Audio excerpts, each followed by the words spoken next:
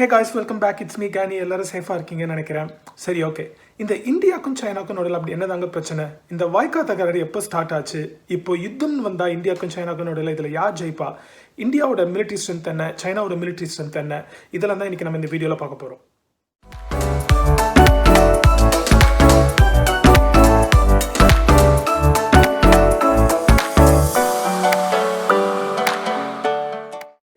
China பிரச்சனை பற்றி பார்க்கணும்னா நம்ம அட்லீஸ்ட் 1962க்காவது போகணுங்க. ஏன்னா 1962ன்றது இந்தியா சைனா ரிலேஷன்ஷிப்பில் ஒரு முக்கியமான வருஷம். ஏன்னா அப்போ தான் முதல் முறையாகவும் கடைசி முறையாகவும் இந்தியாவும் சைனாவும் போர்க்களத்தில் சந்திக்கிறாங்க. அந்த வாரில் என்ன ஆகுது? India unfortunately தோத்துடுறாங்க.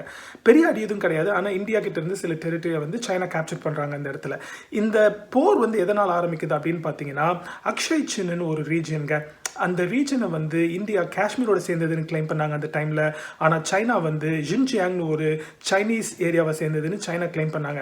இந்த ரீஜனில் பெருசாக எதுவுமே கிடையாதுங்க. இது அன்இன்ஹாபிட்டபிள், அதாவது மக்கள் வாழ தகுதியற்ற இடம். பெரிய ரிசோர்ஸஸ் எதுவும் கிடையாது.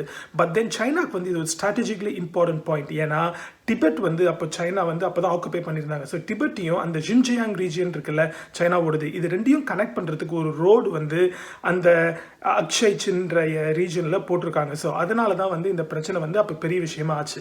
சரி, ஓகே. 1962 இந்த வார். அதுக்கு முன்னாடி இந்தியா சைனா ரிலேஷன்ஷிப் எப்படி இருந்ததுன்னு பார்த்தீங்கன்னா, இந்தியா சைனா ஆக்சுவலி கொஞ்சம் ஃப்ரெண்ட்லியாக தான் இருந்தாங்க அது வரைக்கும். ஸோ ஃபார் எக்ஸாம்பிள் இப்போ 1949 போங்க. 1949 தான் பீப்புள் ரிப்பப்ளிக் ஆஃப் சைனா அப்படின்னு சைனா கம்யூனிஸ்ட் சைனா மாறுது. அதுக்கு 2 வருடத்திற்கு முன்னாடியே இந்தியாவுக்கு இண்டிபெண்டன்ஸ் கிடைச்சிருது, அதாவது 1947. ஸோ இந்த PRC, people republic of China அப்படின்னு வரும்போது இந்தியன் பிரைம் மினிஸ்டர் நேரு என்ன பண்றாரு? சரி, இவங்க நம்ம அண்டை நாடு சைனா, அவங்க கூட நம்ம கார்டியலா இருக்கணும், அதாவது ஒரு ஃப்ரெண்ட்ஷிப்பா போயிடணும் நம்ம நெய்பரிங் கண்ட்ரி கூட அப்படின்னு ஒரு பாலிசி எடுக்கிறாரு. இந்த பாலிசி தலையில மண்ணு விழுற மாதிரி 1950 ஒரு விஷயம் நடக்குதுங்க. அது என்ன விஷயம்னு பார்த்தீங்கன்னா, சைனா டிபெட்டை ஆக்குபை பண்ணுறாங்க, அதாவது இன்வைட் பண்ணுறாங்க. சைனா டிபெட்டை அனெக்ஸ் பண்ணி அவங்க நாட்டோட சேர்த்துக்கிறாங்க. இது இந்தியாவுக்கு பிடிக்கலங்க அந்த டைமில். அப்போவே இந்தியா அதோட எதிர்ப்பு தெரிவிக்கிறாங்க. அப்போவே இந்தியாவுக்கும் சைனாவுக்கும் சில பிரச்சனைகள் ஸ்டார்ட் ஆகுது. இந்த பார்டர் பிரச்சனையும் அப்போ தான் ஸ்டார்ட் ஆகுது. ஆனால் 1954 நேரு என்ன பண்ணுறாரு? இந்த பிரச்சனை பெருசாக வளர்ந்துடக்கூடாதுன்ற காரணத்துக்காக சைனா கூட உட்காந்து பேசி 2 நாடுமே ஒரு புள்ளியில் ஒன்றா சேர்றாங்க. அப்போ நேரு என்ன சொல்கிறாரு சைனா கிட்ட? சரி, டிபெட் உங்கள் கண்ட்ரி தான், நாங்கள் ஒத்துக்கிறோம், அதை பற்றி இனிமேல் நாங்கள் பேச மாட்டோம் அப்படின்னு சொல்லிட்டு இன்னொரு விஷயம் சொல்கிறாரு. அதாவது இந்தியாவும் சைனாவும் பிரதர்ஸ் அப்படின்னு சொல்கிறாரு. ஸோ அப்பத்திலிருந்து அது நடந்தது 1954. அப்பத்திலிருந்து ஒரு 5 வருஷத்துக்கு இந்தியாவுக்கும் சைனாவுக்கும் பெருசாக எந்த பிரச்சனையுமே கிடையாதுங்க. ஆனால் அகைன் இது தலையில் மண்ணு வேற மாதிரி 1959 ஒரு பிரச்சனை நடந்தது. அப்போ என்ன நடந்ததுன்னு பார்த்தீங்கன்னா, தலாய்லாமா 4 நம்ம எல்லாருக்கும் தெரியும். அவர் என்ன பண்ணுறாரு?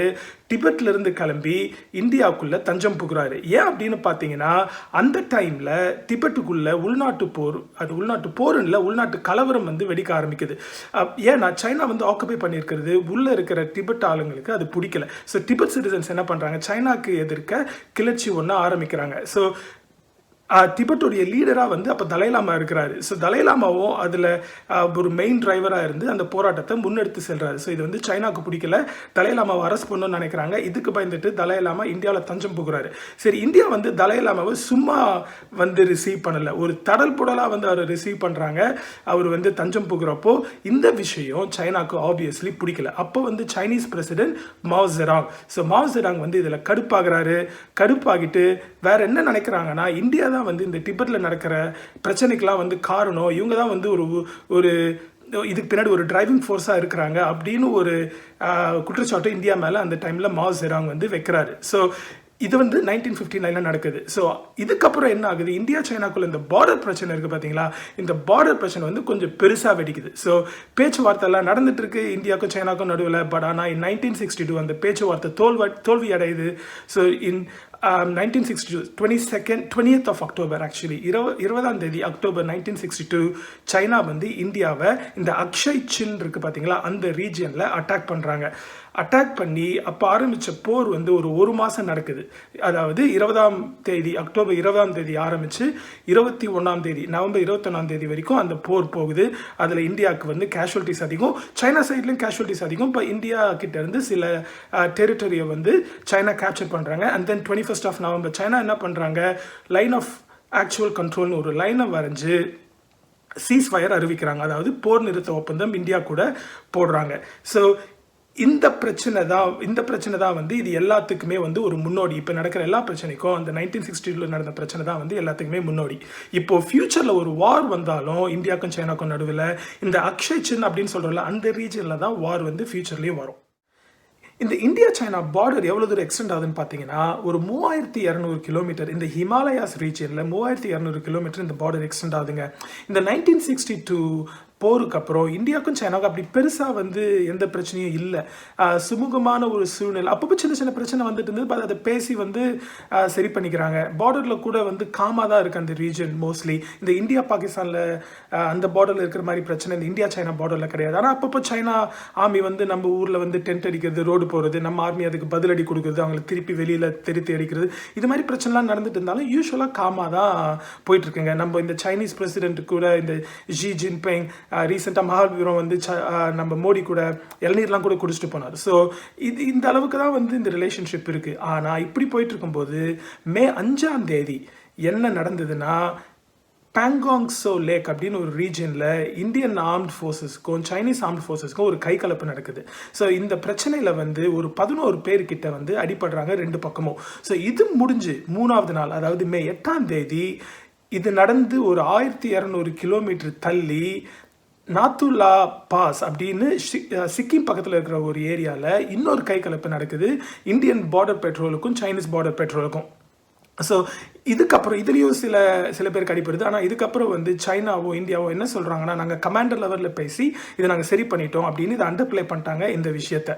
ஸோ இந்த விஷயம் இப்படி நடந்துட்டு இருக்கும்போது மே 26 சைனீஸ் பிரசிடென்ட் ஷி ஜின்பிங் அவரோட சைனீஸ் பார்லிமெண்ட்டில் என்ன சொல்கிறாருன்னா, சைனீஸ் ஆர்ம்ட் ஃபோர்ஸஸை பார்த்து யுத்தத்துக்கு ரெடி ஆகுங்க அப்படின்னு ஒரு வார்த்தையை சொல்கிறாரு. சரி, இதை வந்து இந்தியா பார்த்து சொல்கிறாரா அப்படின்னு கேட்டிங்கன்னா அது ஒரு பெரிய கொஷின் மார்க். ஏன்னா சைனா இப்போ எல்லாரும் கூட ஒரு பிரச்சனையில் இருக்காங்க. ஹாங்காங்கில் பார்த்தீங்கன்னா சைனா பிரச்சனை பண்ணிட்டு இருக்காங்க, தைவான்லையும் சைனா பிரச்சனை பண்ணிட்டு இருக்காங்க, அமெரிக்கா எங்கேயோ இருக்குது அவங்க கூடயும் பிரச்சனை பண்ணிட்டு இருக்காங்க. இந்த சவுத் சைனா சி அப்படின்னு அந்த ரீஜனில் பார்த்தீங்கன்னா பிலிப்பீன்ஸ் கூட பிரச்சனை, மலேசியா கூட பிரச்சனை, வியட்நாம் கூட பிரச்சனை, இந்த மாதிரி எல்லா நாட்டுக்கூடையும் சைனா வந்து ஏதாவது ஒரு பிரச்சனை பண்ணிக்கிட்டே இருக்காங்க. ஸோ எதுக்காக வந்து இது மாதிரி ஒரு வார்த்தையை சொன்னார் ஷி ஜின்பிங்னு அப்படி நமக்கு தெரியாது, சரிங்களா? ஆனால் என்னை பொறுத்த வரைக்கும் என்ன நடக்குதுன்னு பார்த்தீங்கன்னா, இப்போ எல்லா கண்ட்ரியும் சைனா வந்து இந்த கரோனா வைரஸ் பேண்டமிக் விஷயத்தில் டார்கெட் பண்ணுறாங்க. ஏன்னா சைனா வந்து இதை மூடி மறைச்சிட்டாங்க அப்படின்னு. இதை டிஃப்ளெக்ட் பண்ணுறதுக்காக தான் வந்து சைனா இது மாதிரி ஒரு வேலையை பண்ணுறாங்க அப்படின்னு எனக்கு வந்து ஒரு கேள்வி எழுது. இதை வந்து கன்ஃபார்ம் பண்ணுற விஷயமா சைனா உடைய நேஷ்னல் நியூஸ் பேப்பர் என்ன சொல்கிறாங்க, இந்தியா வந்து வெஸ்டர்ன் கண்ட்ரிஸ் இருக்கிற வியூஸை இந்த பேண்டமிக் விஷயத்தில் எடுக்கக்கூடாது, அதாவது இந்த வைரஸ் சைனாவால் பரப்பப்பட்டதுன்ற வியூவை எடுக்கக்கூடாது அப்படின்னு அந்த நியூஸ் பேப்பரில் பப்ளிஷ் பண்ணுறாங்க. ஸோ இது வந்து இதை கன்ஃபார்ம் பண்ணுற மாதிரி இருக்குது. அது மட்டும் இல்லை, இன்னொரு விஷயம் வந்து எனக்கு என்ன டவுட் வருதுன்னு பார்த்தீங்கன்னா, இப்போது இந்த பேண்டமிக்னால சைனாவிலேருந்து நிறைய கம்பெனிஸ் வந்து வெளியேறாங்க. ஸோ அந்த வெளியேற கம்பெனிஸ்லாம் வந்து வியட்நாம், பிலிப்பீன்ஸ், அப்புறம் இந்தியா, இது மாதிரி கண்ட்ரிஸ் எல்லாம் வர ஆரம்பிக்கிறாங்க. இதுலேயும் வந்து சைனா காண்டாகிறதுக்கு சான்சஸ் இருக்குது. அதனால தான் இந்த மாதிரி ஒரு தூண்டில் போட்டு பார்க்குறாங்க நம்ம பார்டரில் இந்தியா எப்படி ரியாக்ட் பண்ணுறாங்க அப்படின்னு. ஆனால் இந்தியா வந்து இதுக்கெல்லாம் வந்து அஞ்ச போகிறது இல்லை. அது ஏன் அப்படின்றத நம்ம வந்து இப்போ பார்க்கலாம் வாங்க. இப்போ இருக்கிற சுச்சுவேஷனில் என்ன கேட்டிங்கன்னா, இந்தியாவும் சரி சைனாவும் சரி ஒரு ஆல் அவுட் வார்க்கு போகிறதுக்கு சான்சஸ் இல்லைங்க, ரொம்ப ரொம்ப கம்மி. ஏன்னு பார்த்தீங்கன்னா இந்த ரெண்டு கண்ட்ரியுமே வந்து அவங்களுடைய எக்கானமியை வந்து ஸ்டெபிலைஸ் பண்ணுற ஒரு பெரிய குறிக்கோள் இருக்காங்க. அதுதான் அவங்களுடைய ஒரே குறிக்கோள். அது மட்டும் இல்லை, டியூரிங் திஸ் பேண்டமிக் இந்த ரெண்டு கண்ட்ரியோடைய எக்கானமியும் ரொம்ப சஃபர் ஆகிருக்கு. ஸோ இதை எப்படி வந்து சரி பண்ணுறதுன்றது அவங்களுடைய இன்டென்ஷனாக இருக்குது. அது மட்டும் இல்லை, சைனாவும் சரி இந்தியாவும் சரி நியூக்ளியர் ஆர்ம்ட் கண்ட்ரிஸ். ஸோ ஒரு ஆல் அவுட் வார்னு வந்ததுன்னா டெவஸ்டேஷன் வந்து வேறு லெவலில் இருக்கும். இது ரெண்டு கண்ட்ரிக்குமே வந்து தெரியும். இந்த நியூக்ளியர் வார் அப்படின்னு ஒரு கான்ஃப்ளிக்ட் பிரேக் அவுட் ஆச்சுன்னா இதில் வந்து there will be no winner, but humanity will be the biggest loser. So அதனால் இது ஒரு பெரிய கான்ஃப்ளிக்டாக ஆகிறதுக்கு சான்ஸ் கிடையாது. பட் இப்போ நம்ம ஒரு ஹைப்போதெட்டிக்கல் சுச்சுவேஷன் தான் எடுத்து பேச போகிறோம். இன்கேஸ் இஃப் இந்தியாவுக்கும் சைனாக்கும் யுத்தம் ஆரம்பிக்குதுன்னு வச்சுக்கோங்களேன், இது எப்படி பேன் அவுட் ஆகும், இது எப்படி நடக்கும் அப்படின்னு தான் நம்ம பார்க்க போகிறோம். இந்தியாவை எடுத்துக்கிட்டிங்கன்னா ஃபார் எக்ஸாம்பிள் சைனா வந்து அமெரிக்காவுக்கும் சைனாக்கும் பேட் ரிலேஷன்ஷிப். ஸோ அதனால் ரஷ்யா கூட வந்து சைனா கொஞ்சம் நெருக்கமாக இருக்காங்க. பட் இந்தியா எடுத்துக்கிட்டிங்கன்னா அமெரிக்கா கூடயும் வந்து நெருக்கமாக இருக்காங்க, at the same time Russia கூடயும் வந்து நெருக்கமாக இருக்காங்க. ஸோ இந்தியாவுடைய ஃபாரின் பாலிசி, அதாவது வெளியுறவு துறை கொள்கை அப்படின்னு அது வந்து வேறு லெவலுங்க. It's one of the best in the world. So அதனால் இப்போ வந்து நம்ம என்ன பார்க்க போகிறோம்னா, இப்போ இந்தியா சைனா யுத்தம் வந்ததுன்னா ரெண்டு கண்ட்ரிக்குமே அலைஸ் இல்லை, இவங்க ரெண்டு பேர் மட்டும்தான் வந்து சண்டை போட போகிறாங்க. இப்படி ஒரு யுத்தம் ஆரம்பிச்சதுன்னா ரெண்டு கண்ட்ரியோட சுச்சுவேஷன் எப்படி இருக்கும் அப்படின்னு நம்ம கொஞ்சம் ஸ்டாட்ஸ் பார்க்கலாம். ரெண்டு மிலிட்ரி ஸ்ட்ரென்த்தோட ஸ்டாட்ஸ் வந்து நம்ம இதில் பார்க்கலாம் வாங்க. ஸோ இப்போ இந்தியாவுக்கும் சைனாக்கும் யுத்தம்னு ஒன்று வந்ததுன்னா அது திருப்பியும் அக்ஷய் சின் நம்ம இதுக்கு முன்னாடி பார்த்தோம்ல அந்த ரீஜனில் தான் வந்து இந்த யுத்தம் நடக்கும். ஏன்னா அது அங்கே தான் வந்து பிரச்சனை இருக்குது. இதுக்கு முன்னாடி அங்கே தான் போர் நடந்தது, இப்போவும் வந்து அங்கே தான் போர் நடக்கும். சரி, ஓகே. இப்போது ரெண்டு ஆர்மியோட ஸ்ட்ரென்த் பார்க்கலாம் வாங்க. இப்போது இந்தியாவுடைய பட்ஜெட், ஆர்மி பட்ஜெட், அதாவது டிஃபென்ஸ் பட்ஜெட் அப்படின்னு சொல்லுவோம் பார்த்தீங்கன்னா $60 பில்லியன். அதுவே சைனாவுடைய பட்ஜெட் பார்த்தீங்கன்னா 4 மடங்கு அதிகம், $200 பில்லியன்.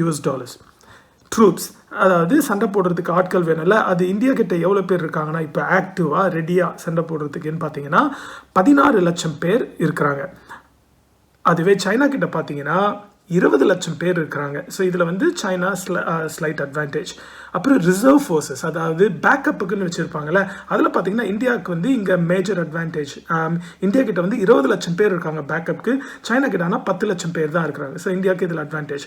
பட் தென் டேக்ஸ் பார்த்துருப்பீங்க. பார்த்தீங்கன்னா இதில் வந்து சைனாக்கு பெரிய அட்வான்டேஜ். இந்தியா கிட்ட 4000 தான், இதுவே சைனா கிட்ட 13,000 டேங்க்ஸ் இருக்குது. இந்த மல்டிபிள் ராக்கெட் லான்ச் சிஸ்டம் அப்படின்னு ஏவுகணை விடுறதுக்கு அந்த மிஷின் பார்த்தீங்கன்னா இந்தியா கிட்ட 230 தான் இருக்குது. சைனா அதில் வேறு எங்கேயோ இருக்காங்க 3800. ஏர்கிராஃப்ட்ஸ், அதாவது விமானப்படையில் எத்தனை ஏர்கிராஃப்ட்ஸ் இருக்குன்னு பார்த்தீங்கன்னா இந்தியா கிட்ட 2100, சைனா கிட்ட 3200. பெரிய டிஃப்ரென்ஸ் இல்லை, ஆனால் இதுலேயும் சைனாக்கு அட்வான்டேஜ் தான். ஃபைட்டர் ஜெட்ஸ் அப்படின்னு பார்த்தீங்கன்னா இந்தியா கிட்ட 550, சைனா கிட்ட 1200. ஹெலிகாப்டர்ஸ் ரொம்ப முக்கியமான விஷயமா இருக்கும். ஏன்னா இந்த போரில் டேங்க் வந்து ஒரு பெரிய விஷயமா இருக்காது. ஏன்னா இந்த போர் நடக்கிற ரீஜன் வந்து ஹை டெரைன் ரீஜன். ஸோ அதனால் டேங்க் வந்து அவ்வளோ பெருசாக யூஸ் ஆகாது. ஸோ ஹெலிகாப்டர்ஸ் ரொம்ப முக்கியம் இந்த விஷயத்தில், அந்த ஹை டெரைன் ரீஜன் நேவிகேட் பண்ணுறதுல. ஸோ அதில் ஹெலிகாப்டர்ஸ் பார்த்தீங்கன்னா இந்தியா கிட்ட 700 இருக்குது, ஆனால் சைனா கிட்ட 900 இருக்குது. அதில் பெரிய டிஃப்ரென்ஸ் இல்லை. நேவி, அதாவது கப்பல் படையில் இந்தியா கிட்ட 300 ஷிப்ஸ் இருக்குது, அவங்க கிட்ட 700 இருக்குது. இதுலேயும் சைனாக்கு தான் அட்வான்டேஜ். ஏர்கிராஃப்ட் கேரியர், அதாவது சீல கடலில் வந்து போர் நடக்கிறப்போ ஃப்ளைட்ஸ், அந்த ஃபைட்டர் ஃப்ளைட்ஸ்லாம் வந்து இறங்குறதுக்கு ஒரு பெரிய கப்பல் இருக்குது பார்த்தீங்களா, அது இந்தியா கிட்ட 1 இருக்குது, சைனா கிட்ட 2 வச்சுருக்காங்க. சப்மரைன்ஸும் சைனா கிட்ட அதிகம். நியூக்ளியர் வெப்பன் பார்த்தீங்கன்னா இந்தியா கிட்ட 200 இருக்குது அப்ராக்சிமேட்டாக, சைனா கிட்ட 300 இருக்குது. இது எக்ஸாக்டாக எவ்வளோ இருக்குன்னு யாராலையும் சொல்ல முடியாது. ஏன்னா கரெக்டான கணக்கு எந்த நாடுமே வந்து கொடுக்காது. அந்த நியூக்ளியர் வெப்பன்ஸ் எங்கே பதுக்கி வச்சுருக்காங்க, எங்கே ரெடியாக இருக்குன்னு நம்மளால் சொல்ல முடியாது. ஏன்னா அது இந்தியா வந்து சைனா கூட கம்பேர் பண்ணும்போது எல்லாத்துலேயுமே பின்தங்கி இருக்குது. அவங்களோட பட்ஜெட்லேயும் சரி, அவங்களோட மிஷினரிஸ்லேயும் சரி, இந்தியா வந்து ரொம்ப பின்னாடி இருக்காங்க. ஆனால் இந்தியா வந்து கவலைப்படாது இது மாதிரி ஒரு யுத்தம் வந்தா அப்படின்னு சொல்கிறீங்கன்னு கேட்டிங்கன்னா, இப்போ இந்த இந்த இந்த யுத்தமே வந்து ஒரு 1980s இல்லை 1990s வந்திருந்தா இந்தியா கண்டிப்பாக தோற்றுருக்கோங்க. ஏன்னா அந்த டைமில் இந்தியா கிட்ட இந்த மிஷினரியும் சரி, நம்மளோட ஆர்ம் ஃபோர்ஸஸும் சரி ஒரு சப்ஸ்டாண்டர்ட் லெவலில் இருந்தாங்க. பட் தென் கடைசி ஒரு 10-15 வருஷமாக இந்தியா வந்து அவங்களோட ஆர்ம் ஃபோர்ஸஸை ட்ரெயின் பண்ணுற விதமாக இருக்கட்டும், மிஷினரிஸை வந்து அப்கிரேட் பண்ணுற விதமாக இருக்கட்டும், they have stepped up so much that இப்போ இருக்கிற ஆர்ம் ஃபோர்ஸஸ், இப்போ இருக்கிற மிஷினரிஸ் வந்து என்னதான் சைனா கூட கம்பேர் பண்ணுறது கம்மியாக இருந்தாலும் அவங்களுடைய ஸ்டாண்டர்டுக்கு கொஞ்சம் மேலே தான் நம்ம ஸ்டாண்டர்ட் இருக்குது அப்படின்னு சொல்லணுங்க. அண்ட் ஆல்சோ இந்தியா வந்து they will always fight a defensive war, அதாவது அஃபென்சிவ் அப்ரோச் எடுக்க மாட்டாங்க. சைனாவை முதல்ல அட்டாக் பண்ண விட்டுட்டு இந்தியா வந்து அவங்களுடைய பார்டரை டிஃபெண்ட் பண்ணுவாங்க. Which means that India will also, இந்த வார் ஸ்ட்ராட்டஜிஸ் என்ன சொல்கிறாங்கன்னா, இந்தியா வந்து அந்த டெரைன் அட்வான்டேஜ் இந்தியாவுக்கு இருக்கும். ஸோ அதனால் அவங்களுடைய நம்மளுடைய பார்டரை ஈஸியாக டிஃபெண்ட் பண்ண முடியும் அப்படின்னு வார் ஸ்ட்ராட்டஜிஸ் சொல்கிறாங்க. ஸோ இதன் மூலிமா இந்தியா என்ன சொல்ல வராங்க சைனாக்குன்னா, நீங்கள் இந்த போருக்கு வந்தீங்கன்னா நாங்கள் ரெடியாக இருக்கோம் உங்களுக்கு ஃபைட் பண்ணுறதுக்கு. அது மட்டும் இல்லை, இந்தியா என்ன பண்ணியிருக்காங்க, இந்த ஹிமாலயா ரீஜனில் அவங்களோட ரிசோர்ஸஸ், இன்ஃப்ராஸ்ட்ரக்சர் எல்லாத்தையுமே வந்து அப்கிரேட் பண்ணியிருக்காங்க. So they are already prepared. இது மாதிரி ஒரு கான்ஃப்ளிக்ட் வந்ததுன்னா சைனா எதிர்த்து போராட்டத்துக்கு தே ஆல்ரெடி ப்ரிப்பேர்ட். அண்ட் இந்த பாலிசி மேக்கர்ஸ்லாம் இருக்காங்க, அவங்க வந்து இன்னொரு ஸ்ட்ராட்டஜி சொல்கிறாங்க. என்ன சொல்கிறாங்க பார்த்தீங்கன்னா, இந்த ஹிமாலயா ரீஜனில் சைனா கூட ஃபைட் பண்ணுறதை விட்டுட்டு நம்ம என்ன பண்ணணும்னா, இந்த சவுத் சைனா சீல சைனா பண்ணுற அட்டூழியத்தெல்லாம் வந்து நம்ம தட்டி கேட்கணும். ஸோ இதனால் நம்ம என்ன பண்ண முடியும்னா, இந்த சவுத் சைனா சி அந்த ரீஜனில் இருக்கிற கண்ட்ரிஸில் வியட்நாம், பிலிப்பீன்ஸ், மலேசியா, இந்த கண்ட்ரி கூட நம்ம பார்ட்னர்ஷிப் பில்ட் பண்ணி, இன்க்ளூடிங் ஜப்பான், இந்த கண்ட்ரி கூட நம்ம பார்ட்னர்ஷிப் பில்ட் பண்ணி அதன் மூலிமா சைனாக்கு வந்து நம்ம ப்ரெஷர் போடணும் அப்படின்னு வந்து இது மாதிரி இன்னொரு ஸ்ட்ராட்டஜியும் வந்து சொல்கிறாங்க. ஸோ இது மாதிரி 2 ஸ்ட்ராட்டஜி இந்தியாவுக்கு ஆப்ஷன் இருக்கிறதுனால இந்தியா வந்து இதை பற்றி பெருசாக பயப்பட தேவையில்லை.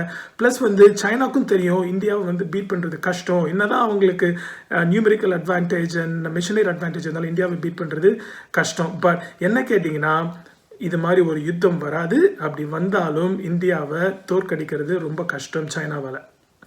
சரி, ஓகே. இன்னைக்கு இந்த வீடியோ பிடிச்சிருந்ததுன்னா ப்ளீஸ் உங்கள் ஃப்ரெண்ட்ஸோட ஷேர் பண்ணுங்கள், லைக் பண்ணுங்கள் அண்ட் ஆல்சோ சப்ஸ்கிரைப் பண்ணுங்கள். அப்போ தான் நாங்கள் நெக்ஸ்ட் டைம் வீடியோ போடுறப்போ அது உங்களை வந்து சேரும். ஸோ நெக்ஸ்ட் டைம் இன்னொரு வீடியோடு உங்களை சந்திக்கிறோம்.